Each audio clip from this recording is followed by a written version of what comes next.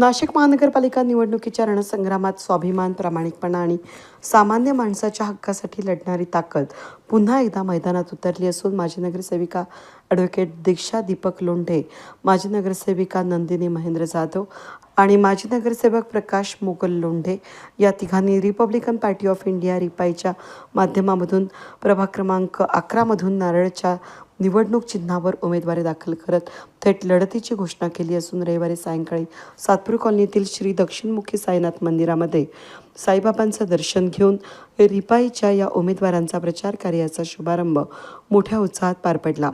धार्मिक श्रद्धा, सामाजिक बांधिलकी आणि राजकीय निर्धार यांचा संगम असलेला हा सोहळा प्रभाग क्रमांक 11च्या राजकारणात नवा रंग भरणार आहे. यावेळी उपस्थित मान्यवर, सामाजिक कार्यकर्ते आणि नागरिकांनी आपल्या मनोगतामधून रिपाईच्या उमेदवारांच्या स्वच्छ प्रतिमा, लढाऊ भूमिका आणि जनहिताचा अजेंडा अधोरेखित केला. याप्रसंगी रिपाईच्या उमेदवार नंदिनी जाधव, ॲडव्होकेट दीक्षा लोंढे यांनी उपस्थितांचे आभार मानले. सामान्य माणसाचा आवाज महापालिकेत पोहोचवण्यासाठी मतदानाचे हत्यार वापरा असं आवाहन केलं.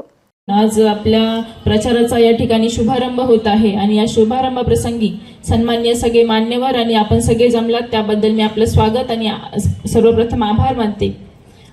खरं तर कॉलनी परिसरामध्ये आपण जे काम उभारलं आहे, ज्यामध्ये सर्वात महत्त्वाचं म्हणजे हे जे मंदिर आहे, साईबाबा मंदिर किंवा अनेक जी मंदिरं आहेत ती अतिक्रमणमध्ये काढण्यात येण्याचा निर्णय हा घेण्यात आलेला होता. तेव्हा आदरणीय लोंढे साहेब असेल किंवा लोंढे परिवार हा त्यावेळेस धावून आल्यानंतर हे अतिक्रमण त्या ठिकाणी थांबवण्यात आलेलं आहे. दुसरं म्हणजे रस्ते असेल, ड्रेनेज लाईन असेल, पाण्याची सुविधा असेल किंवा नवीन पथदीप असेल, अशा वेगवेगळ्या महानगरपालिकेच्या सुविधा आपल्या सातपूर कॉलनी परिसरामध्ये राबवण्यात आलेल्या आहे. नवीन पाण्याचा जलकुंभ उभारण्यात आलेला आहे. त्याचप्रमाणे आपल्या सगळ्यांना माहीत आहे की दरवर्षी आपण गणपती उत्सव हा सातपूर कॉलनी, आनंदछाया या परिसरामध्ये मोठ्या श्रद्धेने आणि मोठ्या उत्साहामध्ये पार पडत असतो. त्यावेळेस तुम्ही सगळे नागरिक मोठ्या संख्येने त्या ठिकाणी आशीर्वाद घेण्यासाठी येत असतात. आपण दरवेळेस नवीन नवीन देखावे त्या ठिकाणी उभारत असतो. एक वेळी आपण वैष्णवी देवीचं केलं होतं, सप्तशृंगी असेल, असे वेगवेगळे देखावे आपण तिथं चालू करून आपण नागरिकांच्या सेवेसाठी नेहमी तत्पर राहत असतो. किंवा अनेकांच्या नोकरीचा विषय असेल तर आदरणीय माझे मिस्टर दीपक नानाजी लोंढे हे वेळोवेळी आपल्या यंग मुलांना मदत करत असतात. रोजगाराच्या संधी आपण आमच्या परिवाराच्या माध्यमातून उपलब्ध करून देत आहोत. आणि महत्त्वाचं म्हणजे आपण बघितलं असेल, जो कोरोनाचा काळ आला होता 2019 मध्ये, तेव्हा मला नाही वाटत कुठलाही उमेदवार हा कोरोनाच्या काळामध्ये बाहेर पडला असेल तेव्हा तेच त्यांचं घर किंवा कुटुंब सांभाळ होतं. फक्त लोंढे परिवार होता की जो प्रत्येकाच्या मदतीसाठी धावून येत होता. तेव्हा अन्नधान्यांचं किट असेल, ज्यामध्ये गहू असेल, तांदूळ असेल, पीठ असेल, मीठ, मिरची, तेल या सगळ्या गोष्टींपासून भाजीपाला असेल किंवा पार्लेजीचे बिस्किट मोठ्या प्रमाणामध्ये वाटप असेल किंवा पाण्याच्या बॉटल असेल किंवा महत्त्वाचं म्हणजे आर्थिक मदत सुद्धा नागरिकांपर्यंत पोहोचवण्याचं काम केलं गेलं.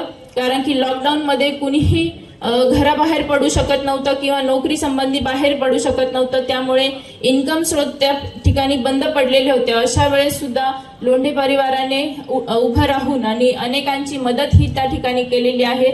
आपण बघितलं असेल की गेल्या 2-3 वर्षापूर्वी जी पुराची परिस्थिती निर्माण झाली होती, नंदिनी नदीला पूर आला होता, त्यावेळेस अनेक लोकांचे घरं त्या ठिकाणी वाहून गेले. काही भिंती पडल्या होत्या, घरांचं नुकसान झालं होतं, अनेक घरं उघड्यावर आले होते, अनेक परिवार उघड्यावर आले होते. त्यावेळेस फक्त लोंढे परिवाराने या गोष्टीचा पाठपुरावा करून आणि सरकारकडून त्या ठिकाणी आर्थिक मदत ही परिवाराला मिळवून दिलेली होती. चेक वाटप आपल्या परिसरामध्ये झालेलं होतं. अशा प्रकारचे बरेच कामे ही आपल्या पॅनलच्या मार्फत येत्या पुढच्या काळात सुद्धा होणार आहे. तरी आपण सगळ्यांनी नारळ निशाणीला मतदान करून आपण या पॅनलला विजयी कराल अशी अपेक्षा करते आणि थांबते. धन्यवाद. या प्रचार शुभारंभ सोहळ्याप्रसंगी शहरातील विविध क्षेत्रातील सामाजिक कार्यकर्ते, प्रभाग क्रमांक 11 मधील ज्येष्ठ नागरिक, महिला, त्याचबरोबर असंख्य युवा कार्यकर्ते मोठ्या संख्येनं उपस्थित होते.